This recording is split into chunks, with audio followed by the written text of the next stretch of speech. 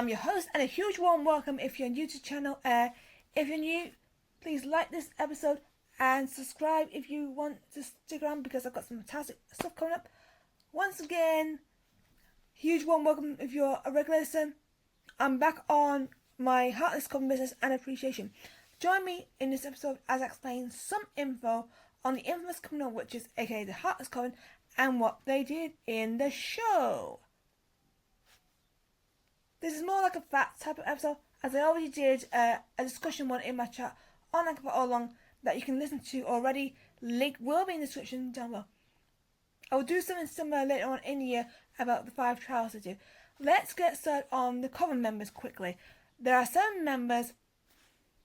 Some of them are very skilled in a special craft. I will start with Sean Davies. She may not be a witch, but she brought heart to the group in a short time as a member, and she gave the COVEN gossip. She thought she wasn't cured after drinking deadly wine in their first trial. She was in the wrong place at the wrong time. Justice for Shan. Vidal, aka Death, wasn't a member of the COVEN properly, but she did have a role in collecting the bodies of the fallen like we saw as River, which stopped her proper participation.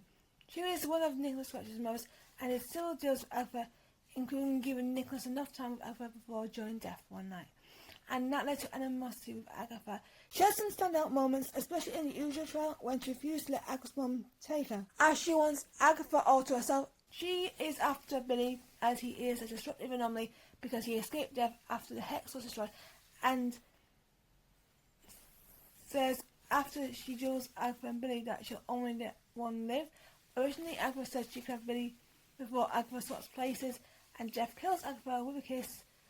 Jeff is upset of losing her lover, and after doing a deal, painfully leaves Agatha alone. Alice Rugover is the protection witch. Alice is the heart of the group, and that's what I love. She cares for others, but she has to deal with the curse of the Wu family in her trial. And she does feel very guilty about it, especially when the others are involved. They are forced to sing Noah's bard to finish the trial, and she's able to defeat the family curse. It's sad when she dies in the usual trial as she tries to save Agatha, who is possessed by her mom, and Agatha ends up taking her power, which drains her life force, and she dies in the trial. She's later collected by Death later on. If you've seen some of my previous content on the podcast, you will know I have spoken highly on our resident talent legend, Lydia Caldew. Lydia is like me, a little bit kooky, and that's who we are. Her role is Reading Tarot, as she is the divination witch. During the series, we see her say words that accurately predict the future or happen in the future, and these flashes lead to her trial when she and Jen travel onto the road after they're thrown off it. She converses to Jen about what's next and asks her to remind her in case she has one of her moments, which she does. Lydia slays her trial, sends up the team, gives her life to stop the Salem 7, knowing her role is done, and she gives the survivors helpful hints on going forward, and she changes the tarot table when the Salem 7 appear by using the tarot reverse card, flipping it into the tarot reverse, sending her and the Salem 7 into the knife ceiling. Jennifer Kill is the master of potions. I love her for being sassy and confrontational. Her trial is about finding an antidote which did succeed, but at a cost, as I previously said.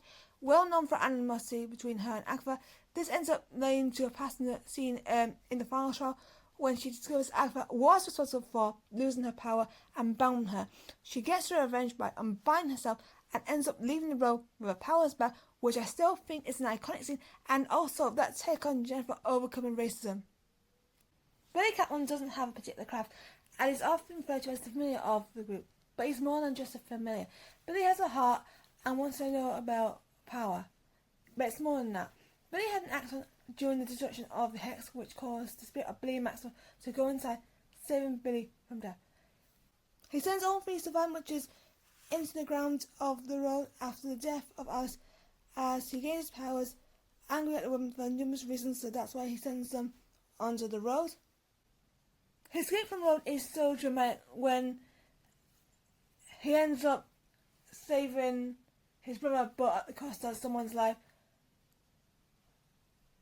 and he escapes moments after. He helps Agatha against death and witnesses her sacrifice. He discovers that he made the role when he gets home and kind of is responsible for saving Jenny and Alice from suffering the same fates as the victims of the ballad. He learns the victims of the road and gets to take on a new journey with Agatha to find his twin brother. Last but not least, the leader, Agatha Harkness, luring the witches to get her powers back by using the ballad of the witch's role, which she used as a coping way after the death of her son Nicholas Scratch, who helped compose the ballad. She has a hatred towards Rio after Nicholas' death. Throughout the series, she's done multiple deals with death. When the role opens by accident, she is tested, and even now she's still selfish and messes around. She has more of a duty of care towards the teen, as she's intrigued and is interested in his sigil. She also tries to help her fellow witches. Her trial is a punishment which ends in disaster, clashing and character reveals. She's able to escape the role by bringing life via tear and her hair. She escapes as it's destroyed. She then fights with Rio alongside somebody who's able to successfully transfer powers back to her, and in the end kisses death in what she calls a calculated risk. So she took a calculated risk by doing that.